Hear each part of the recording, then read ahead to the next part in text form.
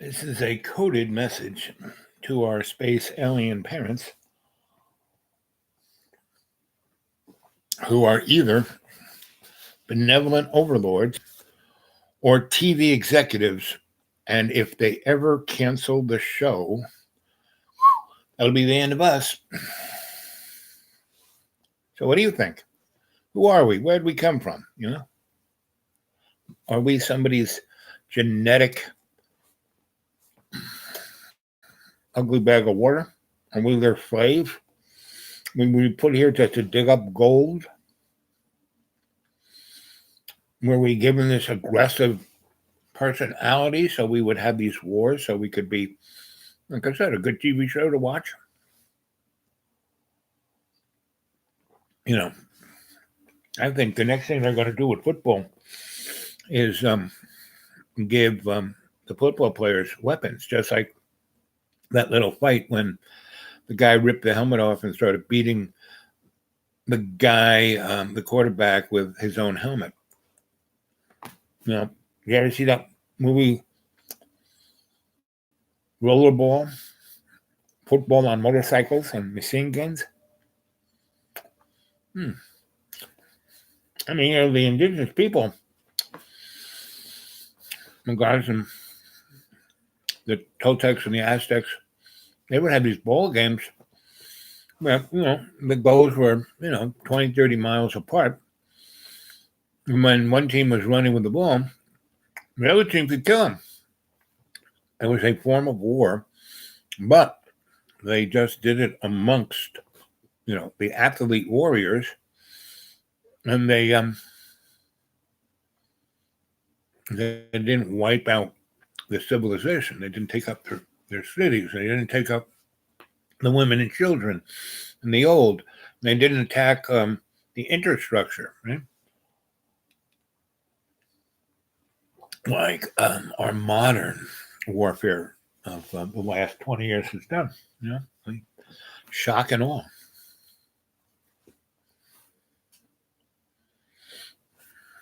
Anyway.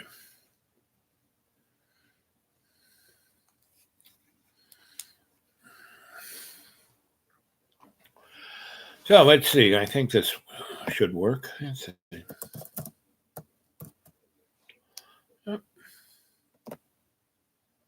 Yeah, it goes up there. So there's two of you there. So I was at, I was telling you about taking the show on the road, right? And I have, and I did a show last week when my friend,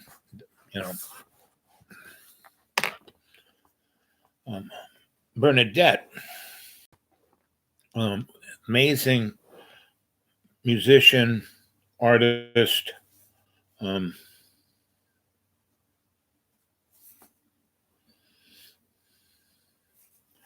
this was a show, she did a show on Kwanzaa, and I was there. And this is a guy dancing.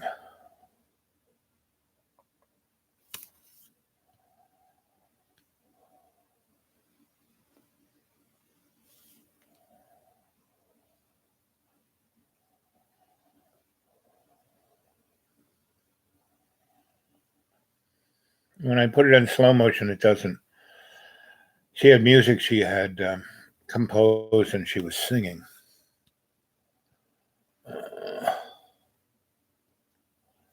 Where are the buttons? Where are the buttons?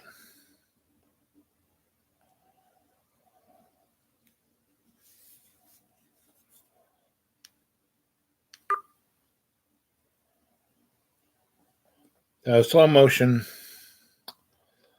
it doesn't do it. So can't see it too good.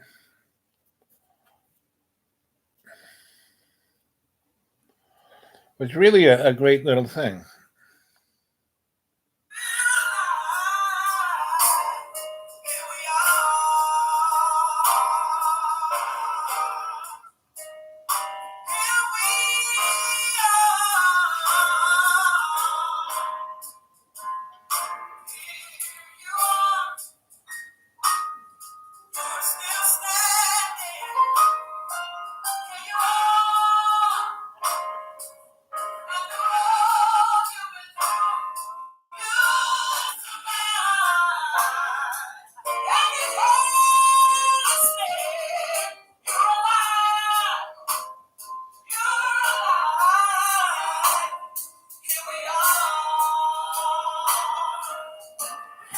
So this lady has an amazing voice. She's an amazing actress, an amazing director, writer, composer. She's really great producer. She had a cast of about 30 people.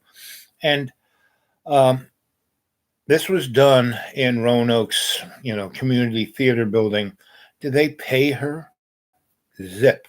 They actually wanted her to pay her. They weren't going to give her lights. I kind of went and talked to them.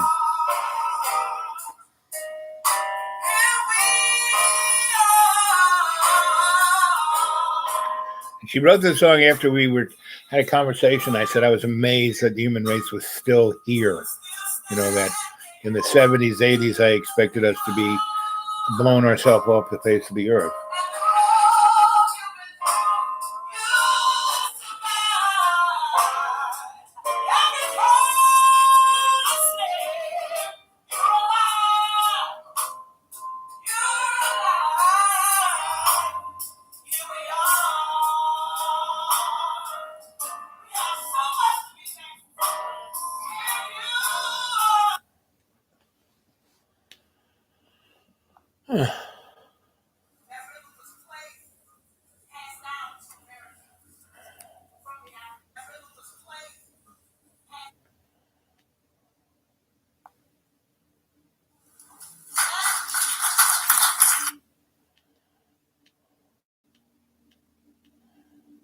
And look at this.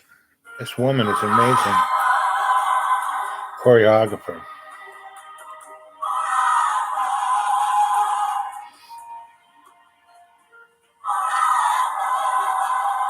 She's supposed to be an angel. Doesn't she look like an angel?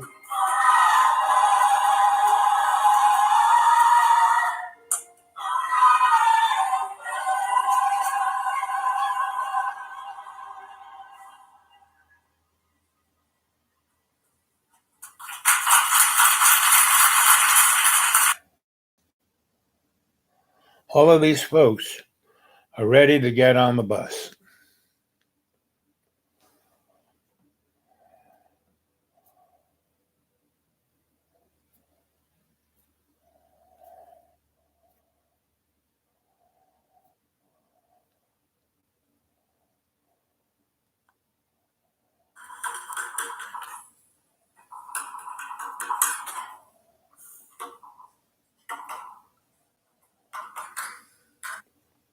So this was a real multicultural.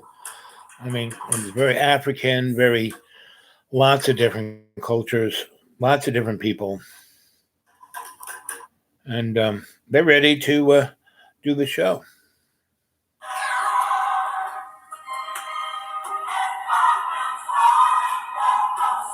And that's a chorus of about 20 kids that Bernadette, got them to sing like that.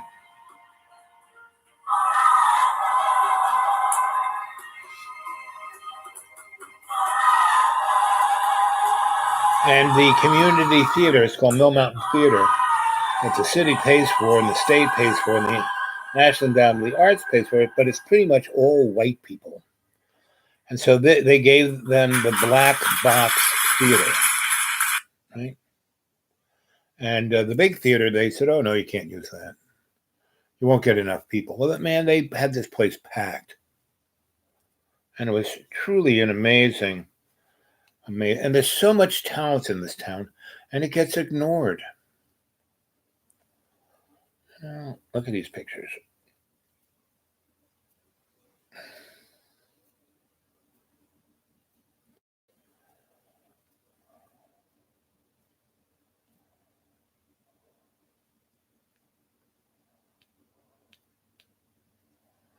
This ain't doing it any good. I wish I could sync this thing up to that thing and put them on there, but again, I'm limited, right?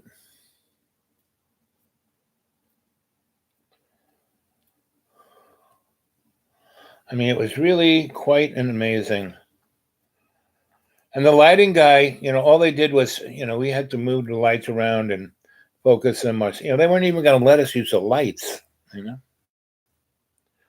I went in there and just turned it on and there were a couple of kids, and we moved things around, and I just showed them how to play with it, and they did. Same with the sound system, because the theater said, "Oh yeah, you can use the space," but they weren't going to let them use lights or the sound system. So I just said, "Okay, this is how it works." Turned it on.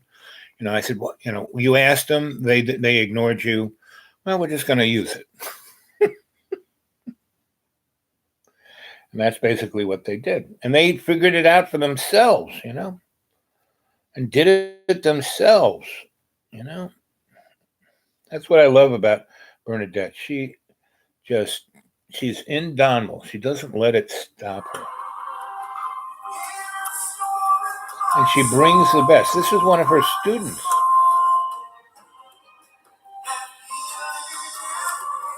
This young lady choreographed that whole thing. And then she has a dance. One of her students got her girlfriends together to do, here, let's see if I can find what they did.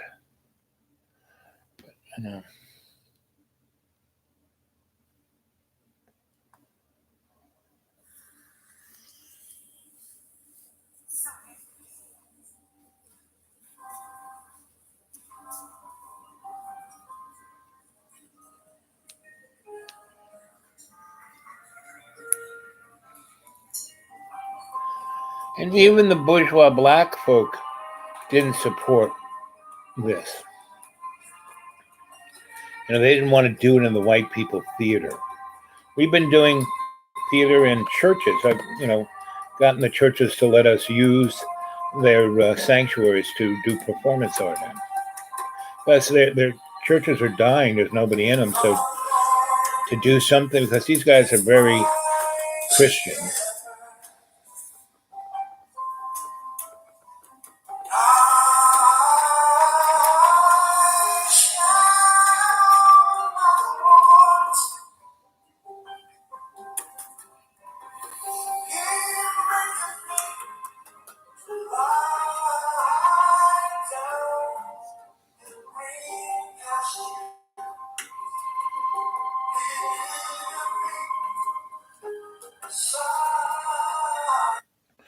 I was a young boy singing, Bernadette and him wrote this. I mean, all the music they wrote. I mean, they did 3 songs that were, taken.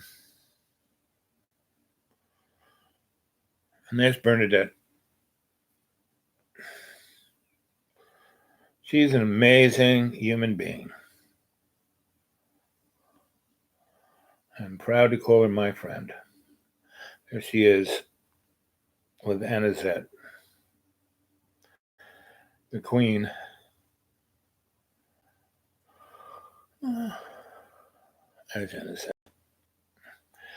She's like pushing 90, and she's one of the originals from the 70s, 80s black art scene here who really went and studied the African culture and tried to bring it into Roanoke. This is before the show starts up. She's like, she's very much a politician. She's talking to everyone in the audience because she pretty much knows everybody.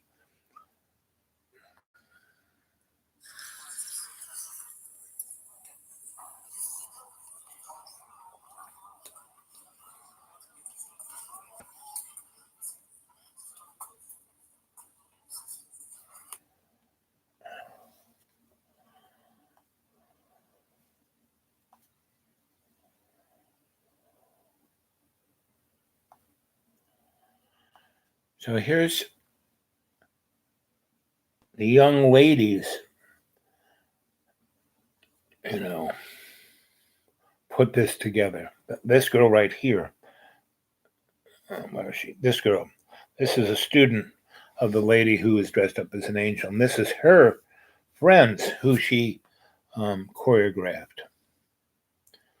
And this girl right here, she's like 18. And all these young girls are like between, 12 and 15.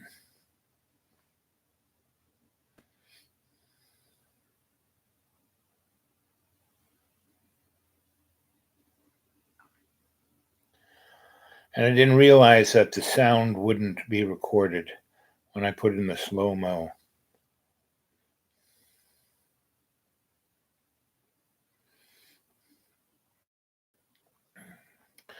And this was a box theater. So these folks didn't have the experience of performing in front of an audience that was on all four sides of them. So they just, faced one way. And, so they were little, but they were great. These kids, they're all young. They're not being taught by anything close to the establishment.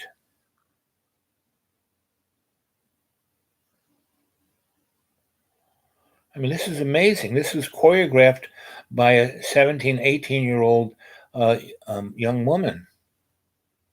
These are her friends, and she got them to do. They want to go on the bus. I tell them about it, and they're like, but Bernadette and a few of the elders, they're ready to go.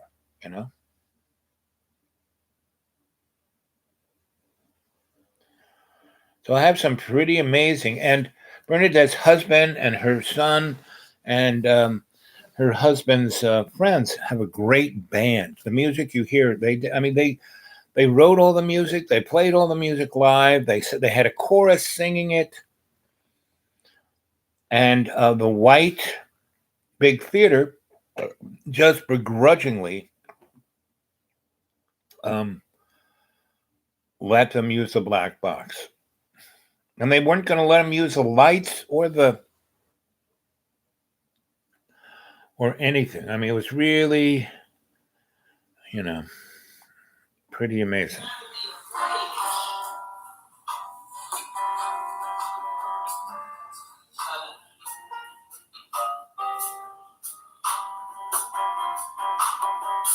That's Bernadette's husband's band playing.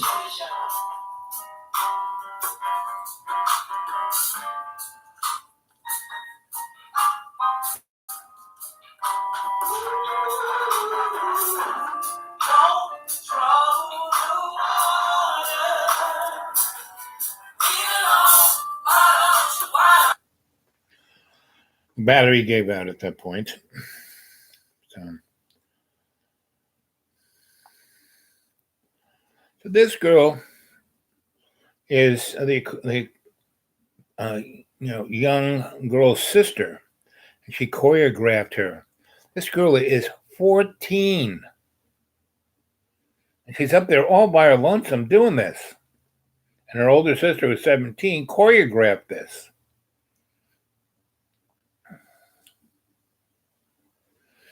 And they did this because they have been studying with Bernadette.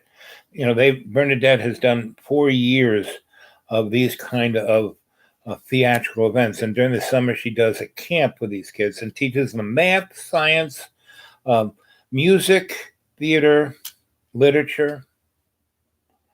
And the school system isn't doing that. And the county, the city, the state don't pay her a nickel.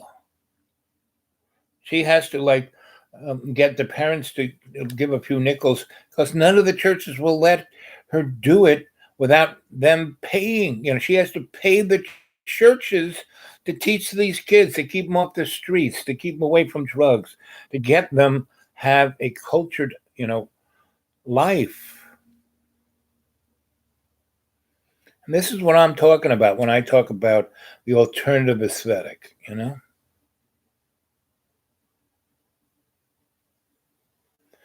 And I help her every way I can, meaning I go and shame the white bourgeois to let her do it in theaters like that, to turn on the lights, to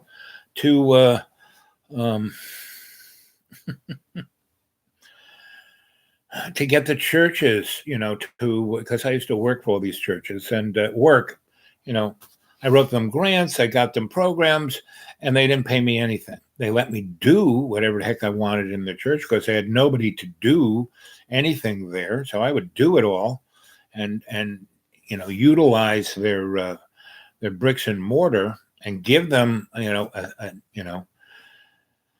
look like they were doing something for the community. Roanoke has a real problem. They have all these more, you know, community entities like Goodwill, United Way, Total Action Plan. Um, this organization called Homeless Action, Homeless Action Team. And the only, and the mission where homeless people can stay, but the mission makes them stay there in a way that the mission makes $50,000 a head. And when I worked there as a shrink, I was getting people off their problems, meaning the mission let them do drugs, do alcohol, smoke cigarettes, have bad habits, not work, as long as they didn't do it on the mission, right? And the mission, you got there at 4 in the afternoon. You had to go spend an hour or two in the church and get Bible studied. And then you could have a meal and then you had to go to bed. And then there was breakfast and then they threw you out by 9. So if it's 9 degrees cold out there, you couldn't stay in the mission. You had to go out, right? And they didn't want you to get a job. If you had a job, then you had to go. So there were all of these entities are making money off of the suffering of people. And anybody like Bernadette, who's trying to do something good, and this woman, Darlene, who ran for office, state legislator, she ran a thing called the Hope Center, right? And Captain Monica, who ran the Salvation Army here, she was the only of all those big organizations. She was the only one who did anything. She would basically say, "Okay, Al, what do you want to do? You tell me. You organize, you strategize, and I'll get the money, and we'll do it." And there's a thing, what's it called? Straight Streets, I think. This guy has $40 million worth of assets that he's collected, real estate money, and he's supposed to take care of homeless teenagers, right? Give them a place to stay, to be safe. Does zip. So the Salvation Army did it, right? And it wasn't even part of their, what their mission statement, but they did it because the other guys weren't doing it, and there was a need for it, right? And Monica did all these. So they had a truck that, made food, and they, it was supposed to go to, earthquakes and floods and hurricanes. But it was there. And I said, Monica, why don't we go feed the homeless people? And there was, they live, the homeless folks, the AT and the Blue Ridge Parkway go right through Roanoke. So they live up in the forests, right? And so we would go up there and feed them. And then Forest Service people said, oh, you can't do that. So we then would park right on the edge of the Blue Ridge Parkway, and the people would come. And then the police, and I got the police to stand down. But I went to, Goodwill. I went to the United Way. I went to the Leaf, which is supposed to feed homeless people. HAT was, Homeless Action Team. And none of them do anything. So I had them, Captain Monica had a big meeting, had them all there. And I had this, I wrote out a whole how to do it, that we'd all work together. And all I really wanted from those other organizations were just volunteers, not money, not food, not the truck. We just needed some personnel, and especially I thought the, Homeless Action Team, and so we're at this meeting. The Homeless Action Team guy said, well, we really aren't there to feed the homeless. And Captain Monica lost it. She really tore into these guys for being such. And that's Roanoke, So there is, Bernadette, amazingly brilliant, and no one supports her whatsoever, Even the Black community doesn't support her, but she's so amazingly talented. The bourgeois Black folk want to. There's a old hotel called what's it called? The Dumas, and the city gave it to TAP for $1. TAP got about $7 million to renovate the building. What they did was they tore the beautiful building apart, there was a great ballroom, there was a great theater, and about 20, suites. That it was a black hotel with this place where great musicians, the Chitlin Circuit, used to play there, and it sat around 600 people, and they had a big ballroom that 300 people could. They used to have the big bands, and there was another place called Dreamland. That's where I got Dreamy Dreamland. It's a black businessman who built the largest black amusement park on the East Coast. And it had the singularly largest dance hall. All the big bands would come there. And there was so much great music there that the white people used to come and dance. And boy, the cracker powers that be of the Chamber of Commerce sure didn't like that.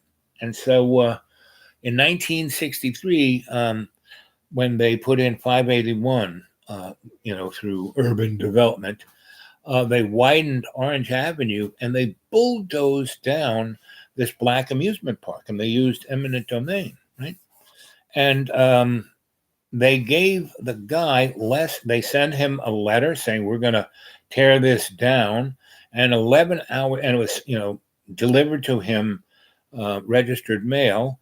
And 11 hours after he signed that he got that letter, the bulldozers took down his amusement park and the dance hall and everything else that because the black folk, who were basically pretty bourgeois middle class here in Roanoke, because they all had pretty good jobs, because there was a lot of manufacturing, a lot of railroad, so they all got pretty good salaries, had pretty good education, had nice houses, but they were on the other side of town, the other side of Melrose.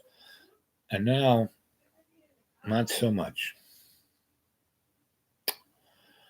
So, are we not men? That was Island of Dr. Moreau. Right? So, there's three of you. What do you think? Let's hear some chatting. We had very nice chats this morning. Maybe this is too real for you.